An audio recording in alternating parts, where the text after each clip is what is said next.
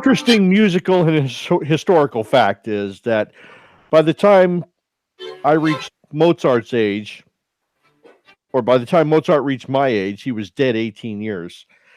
So I have something to aspire to in life. Good morning, everyone. This is the Cerberus Radio Network, and you're listening to Waking Up Cerberus. Get up. It is time. Don't delay. This is your co host, Gregory Junkbond Carpenter, here in the People's Democratic Republic of Northern Virginia. Excited and happy for another fun filled week with all of you out there. Co hosting today, the incredibly amazing Suzanne Sherman. And from the hinterlands of nowhere, we have Booger. He's out there. Don't worry, folks. Good morning, everybody. There he is. And Mr. Producer, Jeff Johnson. Okay. Jeff can do that anytime, anywhere. Don't worry about it. He's got it. Today's show is going to be smacked full, or it would be chock full and smack packed with happy and fun stuff for everyone out there. We're going to cover a variety of issues unbeknownst to any of us. It's going to be an exciting show. Suzanne, housekeeping, please. Good morning, gentlemen. It's great to be here. I hope everybody had a wonderful weekend here on the Cerberus Radio Network. We're here at you to start your Monday off right. We're going to defend liberty and freedom from the flames of tyranny. Follow us on Facebook, facebook.com, Cerberus Radio Network. Join our fan page, CRN. Follow us on SoundCloud. If you follow, you get updates and notifications when we have shows that are uploaded. We know time constraints being what they are, not everybody can listen to live radio. So the cool thing about technology today is that you can listen at your convenience. You can also join our live chat here on YouTube and let your concerns be known, and we will share them with our audience here. Want to welcome all the new listeners and the followers. Thank everybody for the great feedback.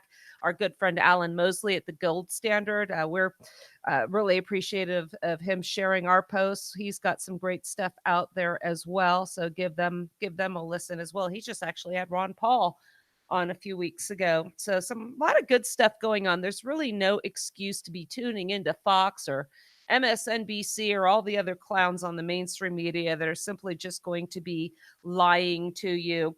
I know Junk Bond is working on a website for the network. Until that is up and running, you can access on the social media bar on SuzanneCSherman.com our YouTube and SoundCloud methods of listening and following. My latest articles are there as well under Suzanne's articles, as well as blogs. We've got a few new ones out there as well. That being said, let's kick this show off. I had some interesting conversations last night. Junk Bond, you didn't get to hear. I was telling Jeff about this, but this is just a little reminder about always being prepared. When you're driving around, if you see an incident unfolding before your eyes, how are you going to handle it? Have you ran scenarios through your head ahead of time? If you're a woman, are you able to properly defend yourself in the event that personal security and awareness, situational awareness fail you? What happens then? This is an interesting story. I got a call from a friend of mine last night, said he was traveling down the highway, and as he was driving, he noticed a woman getting beaten severely, just punched in the face repeatedly by a man and thrown into a truck. So literally it was an abduction. And as they're driving down the freeway, my friend calls the police, gets them involved. Another car started following as well from a safe distance. They didn't want to get this gentleman aware that they were being followed, and he took his firearm out. He was ready if it was needed. And the police arrived to the scene and arrested the man that was beating up this woman, and she was taken to the hospital. Multiple issues arise from here. What do you do when you see a situation like this? He had told me, he asked himself, am I going to be able to shoot this guy if needed? That's a huge issue. We know, and we talk about this all the time, if you carry a firearm, that decision needs to be made ahead of time. And, he did understand that. And he understood also the scenarios, whether or not he was going to use it. But the fact that he did bring that up was a point that I felt should be shared as well. Also, ladies, know how to defend yourself. You might say, well, I always carry a firearm. I shared a story on the Wasatch Report a while back of a gal who was an Uber driver, and she stopped on Interstate 80 through Parley Summit here in Utah to help a gentleman whose truck was on the side of the road. She didn't have a firearm on her. She was assaulted by this gentleman. He started hitting her, and she was able to escape. But when you're close enough to somebody, whether or not you have a gun, that might not be of assistance to you if you can't get to it in time. So it's imperative to know how to defend yourself personally up close without a firearm. Interestingly enough, my friend did say how he handled the situation because he had a firearm on him. When the police showed up, he told dispatch, I have a firearm with me in the vehicle. It will be unloaded when you arrive, and the magazine will be on the seat. I do, however, wear a knife at all times. I will not take that knife off under any circumstances. So when the police showed up, they shook his hands and thanked him. Lots of stuff going on there. Junkbond, any thoughts on this one? Well, this is a more common situation than we could actually believe to want to accept. It happens. And if you're not ready for it, it's a very bad scenario for a man or a woman. I always have a knife. And I mean, Jeff's been to my house. He knows I have weapons stashed all around my house and in and about my vehicles because you need to be in a position where you can get to a weapon where the other person doesn't know about it when that time comes. You can't wait and say, "Oh, you know what? I should have put a boot knife in my boot." It's too late. I should have had a knife taped under my dash. It's too late. You can't go back and recreate the moment after the fact. It's like anything else. You have to be ready beforehand in order to save yourself when and if that dreadful time comes where you are outgunned or outmanned or outwomaned, one or the other.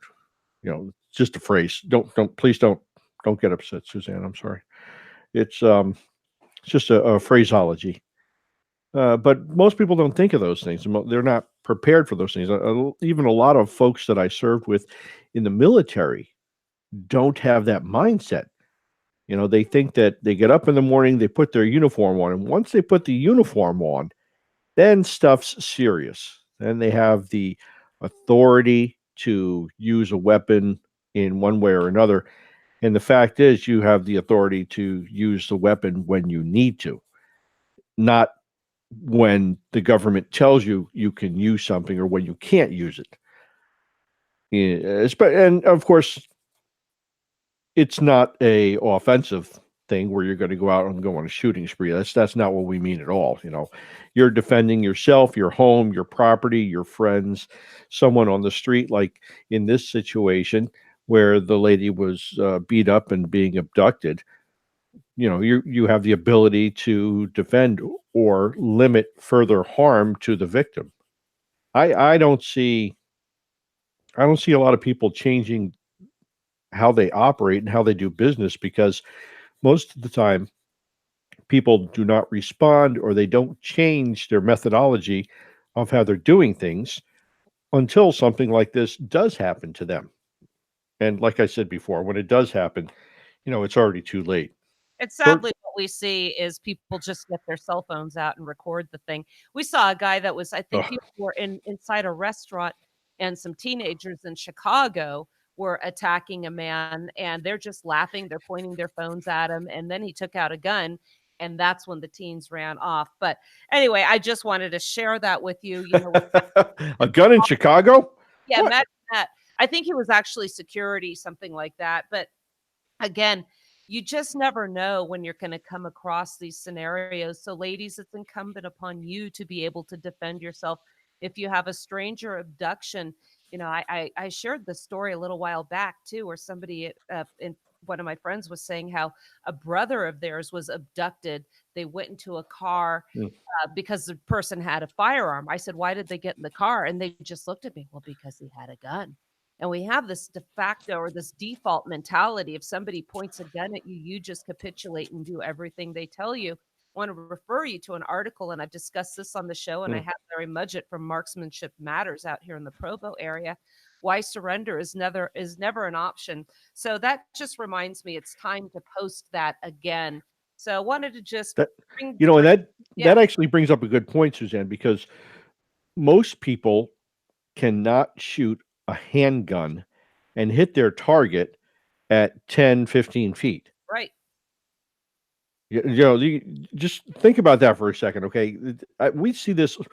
I mean, when I'm at the military firearms range, back when I was a young and soldier there for 27 years, these guys shoot all the time, and they have to go back out to the firearms range every 4 to 6 months because the skill is so perishable, and it's not that easy.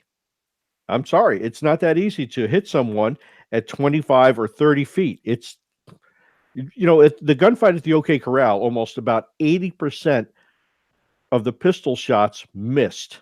85%, some ridiculous number like that.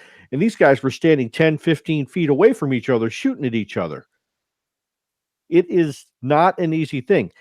If somebody comes out and they have a gun in their hand, right?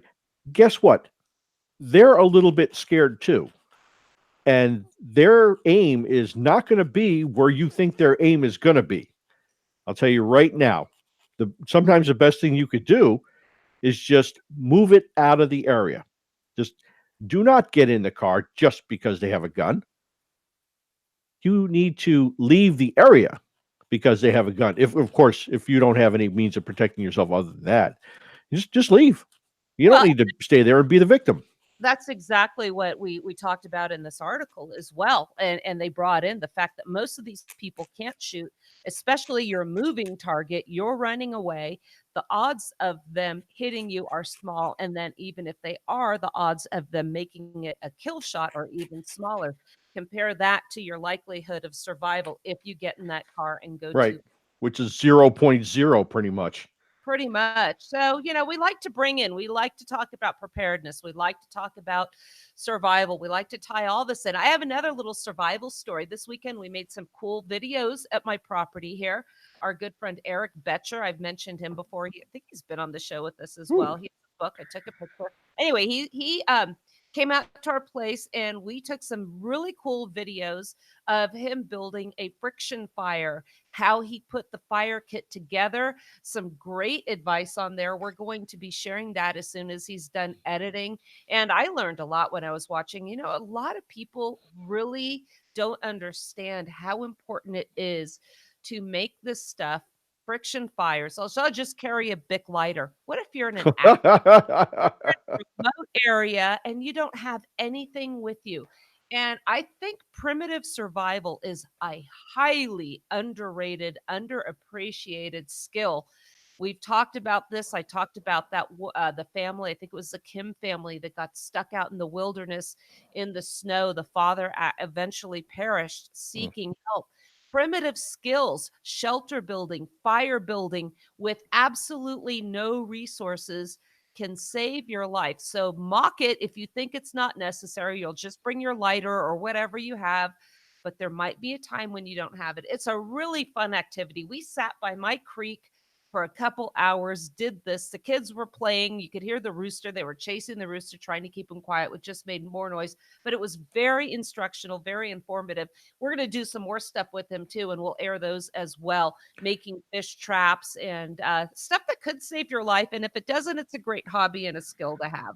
Yeah, but And this is good stuff, Suzanne. And when I was a youngin, a real youngin, I mean, back when my parents were singing World War I songs to me. Okay, that's how old Greg is. Um, I had this premonition in my head that, and I'm talking, I'm like 12, 13 years old. I have this premonition in my head that everything is going to heck in a hanky times a million. And I don't know why. And that actually was the impetus that got me to join into the infantry, in the Army infantry, as opposed to any other job, any other branch, or anything else. Besides the fact that I like to go out and shoot things and go for nice strolls in the woods and the swamps and the jungles and all that other stuff. But it, going to the infantry school, you are paid to learn all of these skills and you can survive. I mean, they sent us off to the jungle survival school. That was, that wasn't easy. But it reinforced the fact that yes, you can do this stuff. It's not terribly difficult. All you need is some knowledge and you need some skills which you work on, and you need the basic understanding of what's important at what time, situational awareness, right? If you're in the jungle, you don't necessarily need to protect yourself as much from the sun as you would from the humidity and moisture buildup, and vice versa. If you're out, if you get stuck on a desert island, and I know the cliche, it's a desert island, okay, sure. But if you do, or even with on an island with some medium amount of vegetation, well, guess what? You're going to be concerned about heat, and it could take your life. This is no joke. Or you could break down in the mountains of Utah or Idaho or something like that, and you need to stay alive for 24, 36, 48 hours or even longer. I was driving through Death Valley and I saw a vehicle that had broken down and they had gotten some assistance, but it was 120 degrees out there, no Oh, I shade. thought you saw my vehicle out there because Have you, my yes, of course. When in the Army, there's a training center out not far from that area. It's called the National Training Center, Fort Irwin, California. what a creative, And what's that? what a creative title. Army at its best. So, and you would go out there with huge brigades of soldiers and vehicles and stuff. And at one point, our vehicle did break down in the middle of what they call the central corridor. And in the middle of the central corridor, there's a tree, and it has a little fence around because it's the only freaking tree out there for hundreds of miles. The only thing, the only other place where there's any vegetation is up on top of the mountains. And thank God, most of the times I went out there, I was with a scout unit or something like that. So we would be up in the mountains where the temperature is probably about 20, 25 degrees warmer than it is on the ground of the desert floor. Booger, you've been out there to the National Training Center, haven't you? A few dozen million times?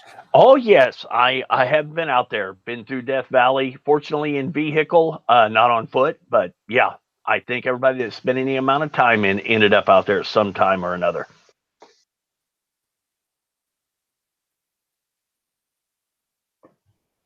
Hello? Chuck Bond, are you there? Looks like we might have lost Junk Bond. Oh, looks like he's offline.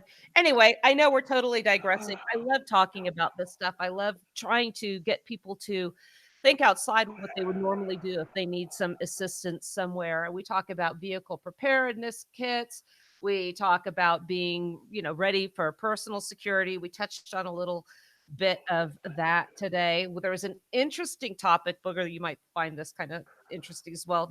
And I'm not going to get too into it because it was on a person's list that was friends only. But we were talking about forced barter, and the topic got into having a supply of goods that are tainted intentionally. There's some significant risks to that, but thinking about that as a tactical means in a collapse situation, if somebody comes and takes your goods or forces you to share some of them, have something special set aside. And we went into a lot of really interesting topics on that. I think I'll share some of the information at a later time, because we're not prepared for that.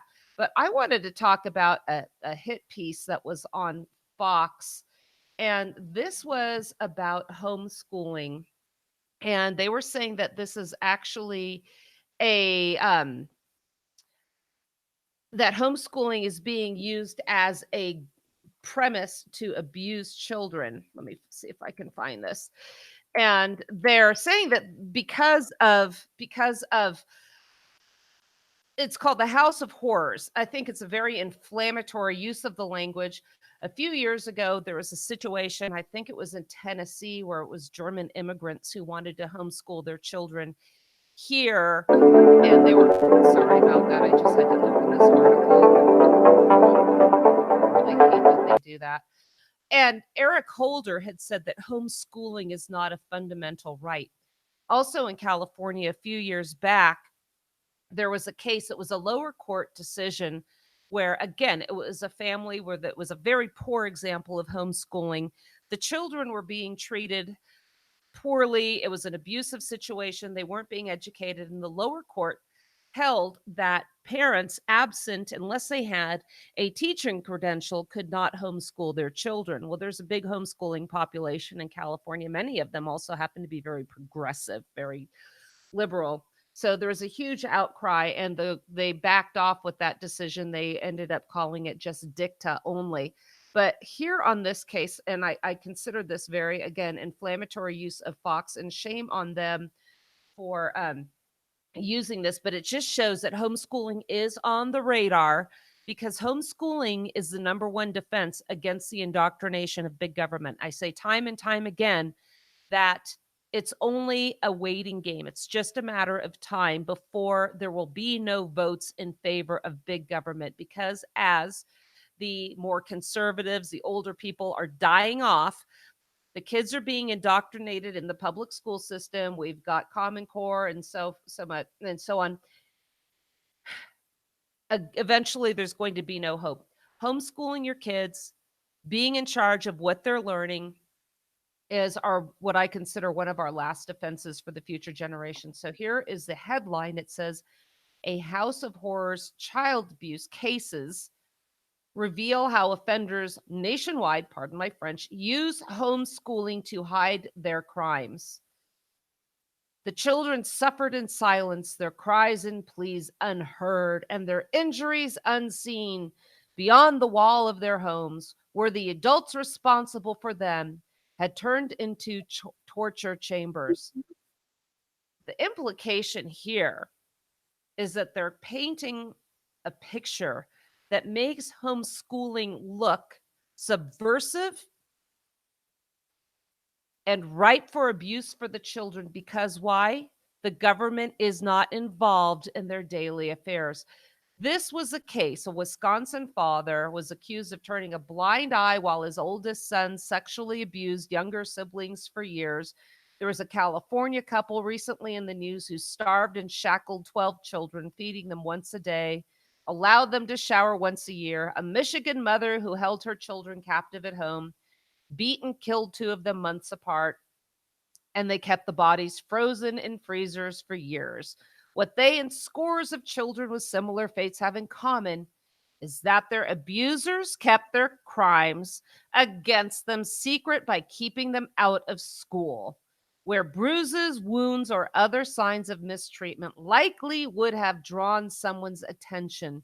The abusers kept authorities at bay by claiming that the children were being homeschooled. Homeschooling tends to be loosely regulated. So there we go. We show these atrocities, unusual for this situation. By the way, how many times have we come across abuse of children in government custody, in foster care, CPS abuses in school? This is an absolute hit piece on self-reliance. Many homeschoolers also happen to be Christian, not all. But here they put it right here, tends to be loosely regulated, like that's a bad thing. A dozen states have no real regulatory system in place, including no requirement that parents who decide to homeschool their children even inform anyone. You know why?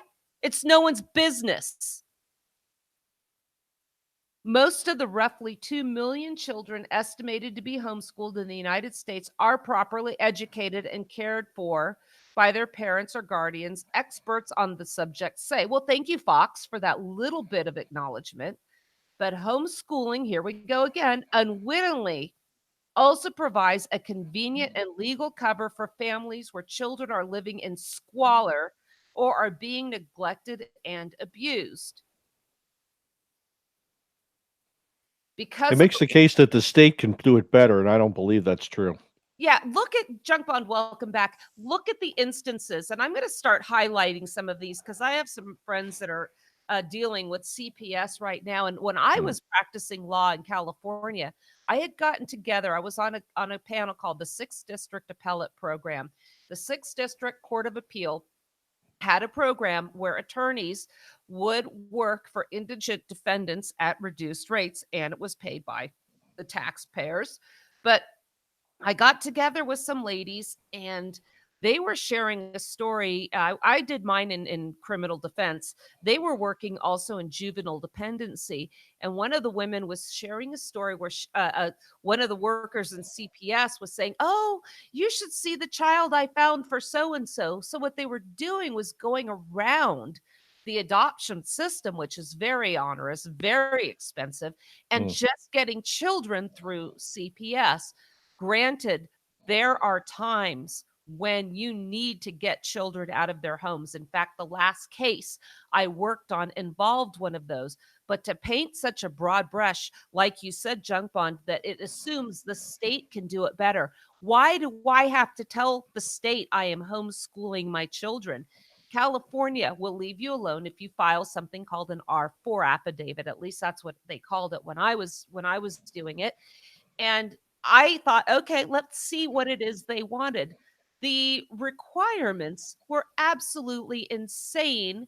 There was no reason for them. They wanted to have a phone number with an outgoing message saying that you were a school, somebody, a third party keeping track of your records. I mean, it just went on and on and on. I had my kids in a home-based charter school to start with when I pulled them out of a public school. Why? They wanted to drug my kid. They wanted to put my other kid in speech therapy. I'll get into that. And I realized this is just as bad. Again, one of the books came from Ariana Huffington, by the way, and they just disguised the name. I shared that story, The Three Little Pigs. More indoctrination. So when I pulled them out and put them into our own homeschooling, the teacher said, "That's fine. I gave your children's names to the district." I said, "What?" She turned us in. I never heard from them. I never reported mine and signed up in Utah either. I've discussed that as well. The law said that you had to cover the same topics that they teach in the public schools. That defeats the whole purpose. Um, but what we have to look at is, what about the abuse? How are the kids actually doing in the public schools? I submit to you, if you want to go by the numbers, the kids are faring far better. When is the last time a homeschooler went to a public school and shot up a classroom? When is the last time you've heard of a homeschooler on a crime spree? You don't hear about it because they don't. Are there opportunities for parents to be abused or for parents to abuse these children? Absolutely. Does that Yeah, opportunity also go ahead, Junk Bond? I've yeah. been I on. was going to say not as a high. The rate is not as high as if the kids are in CPS custody. The kids that are not with their natural parents have fared much worse historically. I did some research on this when I was working on my PhD, and I found that most of the kids who are quote homeschooled, or um, it used to be called just schooling back in the day. It was the norm. Nobody sent their kids off to a government building to be schooled on anything. The whole concept of America, right, was to not have the government tell you what to think or how to think. That's what it was supposed to be. And it was in the 1840s, 50s, and 60s, the whole concept of the German education system became more prevalent over here, that the startup of the quote little red schoolhouse began. My father went to school in one of those. and they had all of the grades, together, first through sixth or seventh grade. We're all in one classroom together, and it was at least better than being sent off, because the schoolhouses at that time were still privately owned. Sometimes kids would go to another parent's house in the neighborhood where they would be schooled together. This is where the idea of the Little Red Schoolhouse grew out of. And it wasn't until the 1870s, 1880s where the government started to get much more involved. And of course, as you know, today, now we have a Department of Education, which I submit again, the data bears out for itself the fact that the kids, even though we have the highest, by far, highest amount of most money going towards per capita for each kid in the education system out of any country in the world per capita. Okay, I'm talking like 10 times the amount in some cases. Our kids are only mediocre. Mediocre. And a lot of that has to do with turning our backs on culture, our family, all of the other important aspects of education that we fail to keep up on, because we just think that sending kids off to a quote government institution will get them educated. No, it doesn't get them educated, it gets them institutionalized. I definitely agree with you on that. I have 5 grandchildren that are old enough to go to school. 4 of the 5 are homeschooled. The 4 that are homeschooled are also not allowed iPhones, the whole social network situation, and they are so far advanced over the other one. It's incredible. That's When good, because that's a focus. That keeps them focused on what's important. And I think that's a great idea. when I first started homeschooling as well, one of my friend's moms, and I thought this was just a coincidence with my son. She said her son was screaming in his sleep and having nightmares, and my son was doing the same thing. And as soon as we started homeschooling them and we got them out of that situation, it stopped and they calmed down. And what this article here is saying also, that families fall down just like every other family in any community. Mhm. And what they see in homeschooling are typically strong families with well-adjusted children. And here you have to ask yourself, because again, this is what has me so fired up about the inflammatory nature of this article. And we're going to see more of this to come, where people call for what? Clearly, we need what? More oversight, which is really another word for more regulation.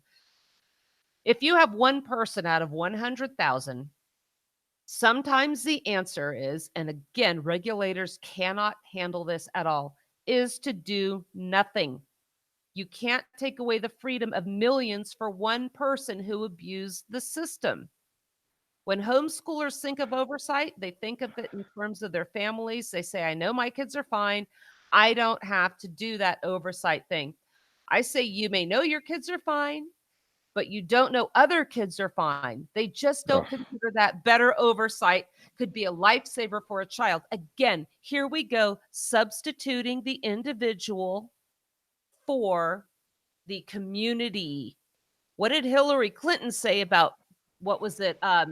Mandatory preschool. We've got to get to these kids early. Destroy the family, one of the planks of communism. Agenda 21, destroying the traditions of our society so that people will be willing to accept draconian rule, centralized government. Attacking homeschoolers is a great way to do this.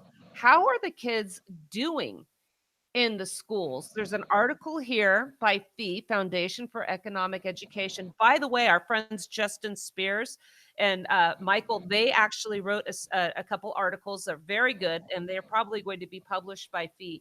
And they're also writing a book on homeschooling as well. But this is a recent article that came out that says ADHD overdiagnosis is epidemic. I'm sorry, ADHD overdiagnosis epidemic is a schooling problem, not a child one. Mhm. So I found this right on the heels of that other one. I have the link. I'm going to post it again. In February of 2017, right when we got this show going, this was the second time I'd interviewed this woman. I've had her on, I think, 3 times, once on another network. Dr. Marianne Block of the Block Center in the Dallas-Fort Worth area. If you have a child who is struggling and the teachers are suggesting medication, contact her, get her book, No More ADHD. And See, there's that's another, something that's really bad is why are the teachers suggesting medication? You know what I mean? I've heard that before. I've heard that about kids in the school district. I go to all the board meetings up here. And folks, there's a reason why they're called board meetings. Boy, we, we've got some of the lamest politicians. But anyways, why are teachers recommending students get medication? It's to make the teacher's life easy. yes. It's not to address the needs of the child. The teachers are overwhelmed with the needs of the children.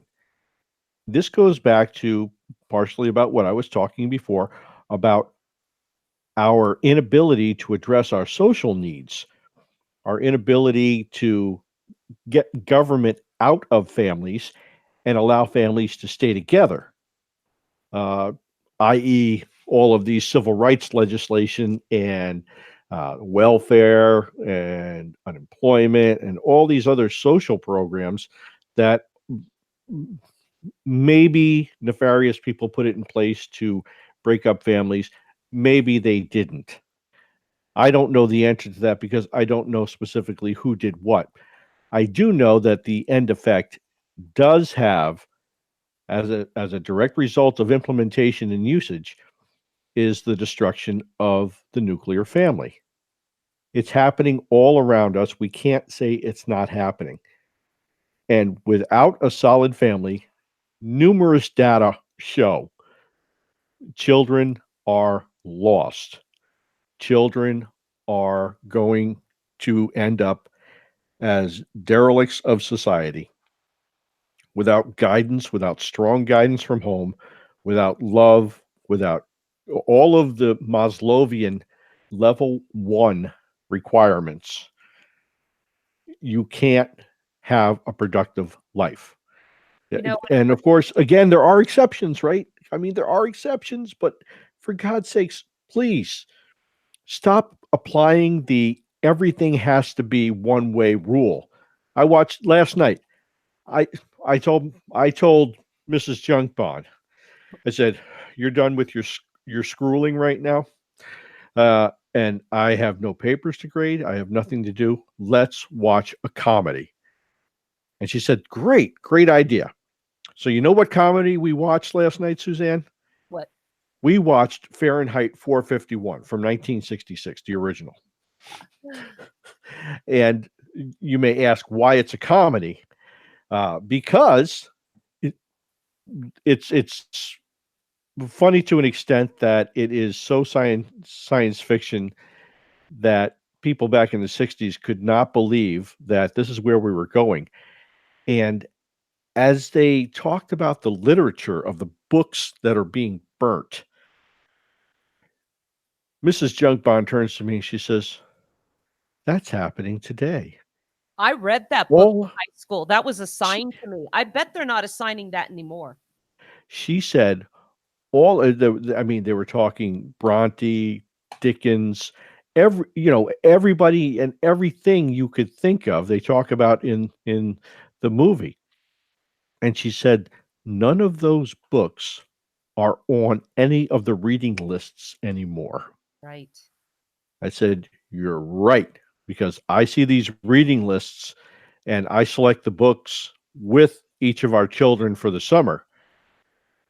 And I haven't seen any of those classics of literature. Nothing. No. I mean, Plato, Aristotle, nothing in there represents anything that would cause someone to think. And the theme of the movie is people are taking what? They're taking stimulants and barbiturates all the time. Everybody is prescribed something. Everybody's complacent to the government. Nobody can think for for themselves. And even the chief at the fire department said, it's no good. All this information is no good. It makes people sad. It makes them upset. It pulls them into their own little world where they're an individual. Everybody needs to be the same. That's the way a civilized society works. That is scary, but that's where we're going. And go, if you're a parent, go take a look at your kids' reading list at school. Those books aren't there. None of them are there anymore. They're all gone. Catcher in the Rye, 50 right? Shades of Grey was on a reading list. Dear God. I mean, Really? the sexuality in these books, I saw one and I read an excerpt, and I said this before. If it had been a movie, it would have been a triple X porn movie, and they're assigning this to kids. Junk Bond, you mentioned something. Summer reading list. This is our time with our kids. And this is another thing I pointed out years ago. I remember having this conversation with family, and they thought I was crazy. Oh, my family thinks I'm crazy anyway. That's why none of them talk to me anymore. But Oh, how cute. and I had mentioned, look at the amount of homework that kids are getting. They don't have, of course, they have to do their extracurricular activities so it looks good on their little resume so they can go to college. Right. They are busy until midnight, get up early. Then they have this homework. And then, no, mom, dad, I can't go to church. I've got a report to write. And my friend's, kid, my I won't say family member's son, they all laughed at me. Yes, they are trying to keep kids too busy to spend time with their families and go to church. A summer reading list. Well, to be kids. Yes, summer. Just to be kids. Go outside, go camping with your family. No, so-and-so's got to stay home and read a book. I've heard parents say this to me. And now what are we seeing? What do we have outside? Summer, camping, get outside, be outdoors, be active. What do we have now? These kids are train wrecks. You know what the new treatment is these days? Wilderness therapy. The crap kids should have been doing from the very beginning that the schools kept them from. Now you have to pay tens of thousands of dollars to enroll your kid with, guess what? Another babysitter, because you're so caught up in your own life, your golf course or whatever, you're going to farm off strangers to do what you should have been doing with your kids their whole lives. Do you know what my summer reading list was for my kids? What? I would select for them. And at night, we would sit together and read together. Moby Dick by Herman. It would be Plato. It would be whatever. But I chose the book. And I always got in trouble, or they tried to get my kids in trouble for not doing the, quote, summer reading. And I said, okay, you wanted my kid to read. Let's take a look. This is crap. This is crap. This is definitely crap. This is so much crap that I don't think that I would be able to walk around this in a week. And this one's crap, and this, et cetera, et cetera. And I said, here we're talking about literary excellence, great expectations, Charles Dickens. Guess what? Literary excellence. Okay. So let's take a look at what you offered my kid and what I decided to expose my children to. I think I win that discussion every time. Yeah. And I asked them questions about it. Yeah. Okay. Thanks. I asked them questions about it. We would talk through the book, the interactions between people, the reasons things happen, some of the literary terms, the words. It was a time for us to spend time together to bond and learn together and read together. I haven't read those books, in years. But it was a time for us to spend our time together, not time for my kid to get indoctrinated with 50 Shades of Shellac or whatever the heck that stuff is. Nobody needs to read that crap. That doesn't need to be on any kid's reading list. No. You need to put the stuff back that's real stuff. But I digress. Go ahead, Booger. Sorry. Yeah, I believe what would be a very interesting study would be to find out all of these people that are advocating shoving the kids into the public school system. Find out where their kids or grandkids go to school. I bet you, and then say, whoa, wait a minute. Your kids, the politicians, the high ups in the Department of Education, where are your kids attending school? Well, if the public school system is so great, why aren't they in there? Yeah, the Obamas, right? They were doing that whole school lunch thing for everybody else's kid, and where were their kids going to school? Yes, and I mean that would be one of those things that would probably jerk the rug right out from under the feet of quite a few of them. And I'd like to. Oh, Go I'm ahead. sorry, Booger. Oh, I'd like to jump into something else if we could right now for just a minute there, Suzanne and Booger and Jeff, if that's okay with you guys. Really quick, final interjection, because this was a conversation I had yesterday that just remind me of, and this will blow your minds. I have a friend in the Park City area. He and his wife, he's unemployed. He stays home.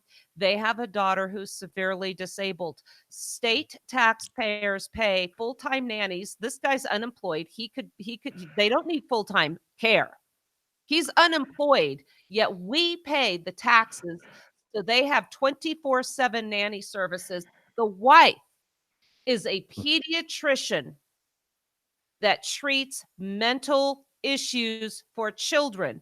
So we have this one daughter, and then there's another one who's 25, who's a train wreck, can't hold a job.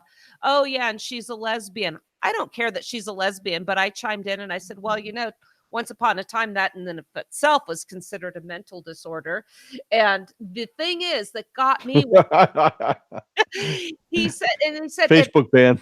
And his girlfriend's even crazier. Her girlfriend's even crazier. Well, his, I guess you could say, is even crazier.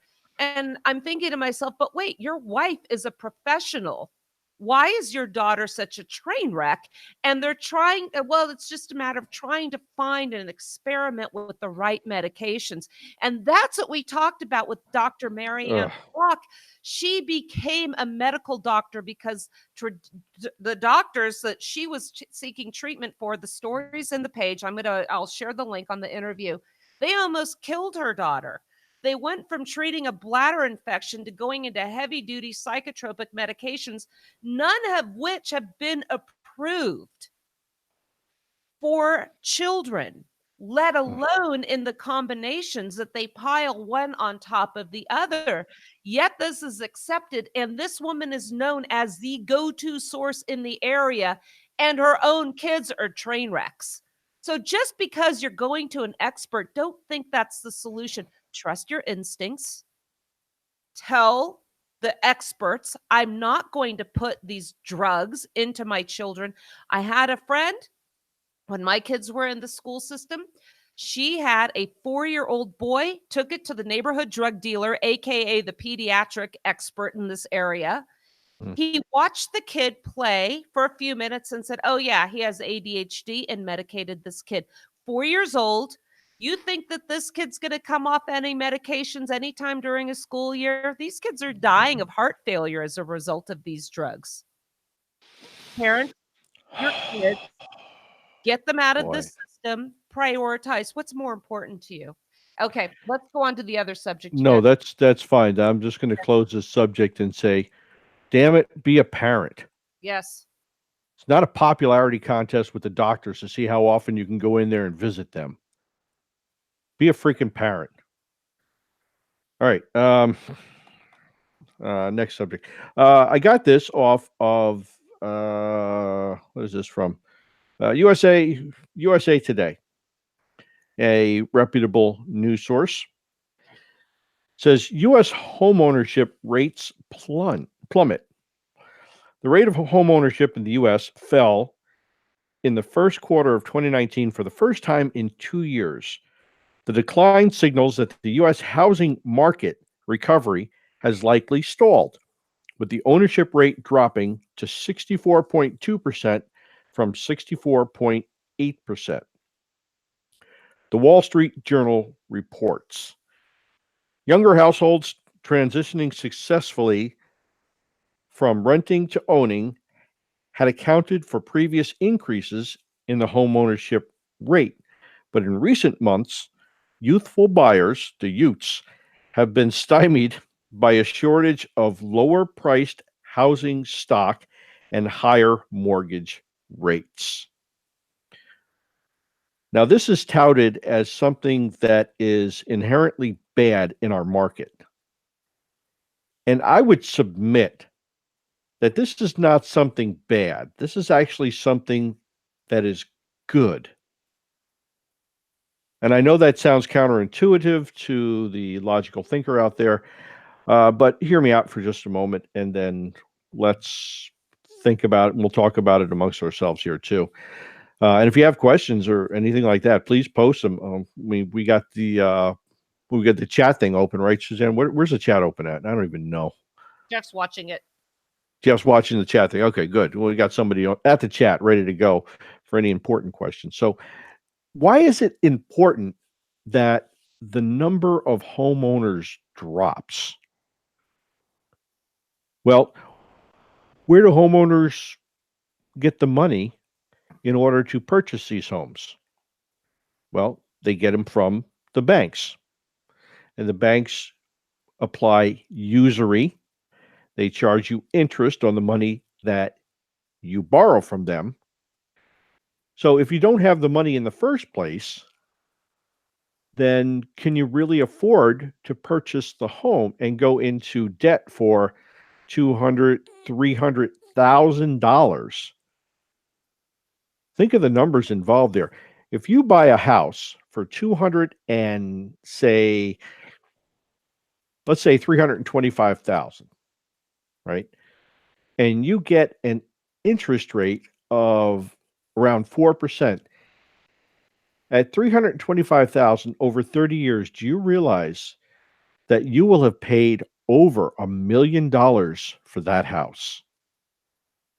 You will have paid almost $700,000 in interest alone. Now, do you think that the bank has your best interest in mind? Or do they have their best interest in mind? And when you borrow the money, pray tell, who gets paid back first? Do you pay off your mortgage? Do you pay off the principal first? Or do you pay off the interest first? Well, for the first 14 to 16 years, you're paying off mostly interest. And for the first 3 or 4 years, you're paying almost nothing on the principal of the house. You are paying them solid interest up front, baby. Thousands of dollars each month that doesn't account for a penny in the value of your house. Go ahead, take a look at an amortization table. Let it shock you. Let it scare the pants off of you. Maybe you want to pay cash next time for something. And the same problem holds true for a vehicle. You're going to buy that vehicle. Yeah, you're going to pay what? 1.5%, 2%, 3%, whatever it is over 60 months. You're going to pay almost double for that vehicle. You're not paying just like a little bit extra. It's the same trick that they play on you with the income tax. When you pay just a little bit because they withhold it out of your check each month, you don't miss it. The same concept with your payments for a vehicle or for a home. If I added up all of the values of the homes in my area here, the number would be staggering, which means the amount of equity that people have in their houses, because most of them are here, they moved in after me. So I've been here 5 years now. Okay. I'm not going to talk about my mortgage other than I only have a little bit because I paid cash up front in a big way. But a lot of these other folks around here have 30, And to make it easier for you, a 40-year mortgage. Because that way your payments will drop, see? Now you'll add an extra $250,000, $300,000 onto the back end of that, but don't worry about that. It's really nothing to look at. This is the biggest scam. This is the biggest fraud that keeps people down. They have this huge debt hung on them. All of a sudden, people have $200,000, $300,000, $400,000. Some of them have $600,000, $800,000 of debt hung on them just because they want to buy a home. Add to that the rental you have to pay to your county for this property. Being allowed to stay in your home without them throwing you out for whatever reason they want. Mm-hmm. Oh, that's even a bigger fraud in and of itself. Do I own the property? Yeah, of course you do. Yeah, you didn't pay your property taxes though, so you were getting evicted. Wait a minute, I thought I owned the property. Well, you kind of do. Yeah. This is the American dream. Scam. This is the American dream, is to own a home. And then people aren't happy just owning something they can afford, because you can, again, spread this debt out for decades. The payments are lower. So, and guess what? We don't have to put a lot down. We saw what happened with that. We're just going to get something we can't afford. Add to that, like you mentioned, the cars. People are now putting cars, taking out loans to purchase cars. Student loans. Who's going to want to provide student loans if they're going to be forgiven, like Elizabeth Warren says? Well, we don't have to worry about that anymore because the government took over all of this. So school is going to become so expensive. You're going to have these student loans. Now we're going to forgive them, and now school is going to be free. Through the roof. The taxpayers are going to pay for that. Yep. It just. Go ahead, Booger. Oh, another thing on these loans, a lot of people fall into this trap of you get an offer in the mail to refinance. Let's say you've paid for 5 to 8 years on a loan, and you get this thing. You can refinance to a lower interest rate. Okay, you refinance after making the payments, which were mostly just interest, right, and you do it. What are you doing? You're falling right back into a loan just because it's at a lower APR. You go ahead, you sign that paperwork, you send it in. Guess what? You go back into another 30-year mortgage, right, where almost all of your payments are going toward interest. And it will just go on and on, because we started getting those things in the mail when we had our house here earlier in the States. And I had to tell my wife, no, this is a trick. It looks good. Okay, but this is the game they're playing. A lot of people don't even pick that up. I had a friend fall for that, and what they didn't account for was $10,000 in closing fees on that. Speaking of closing, we're about out of time for this show, so why don't we wrap up that topic? And then I know we had posted that we're going to talk about Social Security as well. We'll get into that this week. We'll figure out when we're going to do some more shows. A lot of topics that we need to cover as well. But go ahead, Junk Bond. All right. Well, hey, I want to thank everybody for stopping in today and listening to us. We appreciate your time, your effort in tuning us in, because, well, heck, you're the reason we're here. And we really want to catch back up with you later on this week. We will be back on this week. We don't know exactly when, but we will be here, and we were going to have a whole bunch of stuff. Suzanne, I really want to talk about that Social Security stuff. So whenever you're ready to do that, you let me know. Yeah, well, I'm free. I am free all week. And again, this is just another example of, if we did what the government does, we would be locked up for life. I'll post that article on Social Security on the Wasatch, Suzanne Sherman's The Wasatch Report. We'll get it up on Cerberus Radio Network. Until next time, which will hopefully be tomorrow. Thanks, everybody, for listening. God bless you.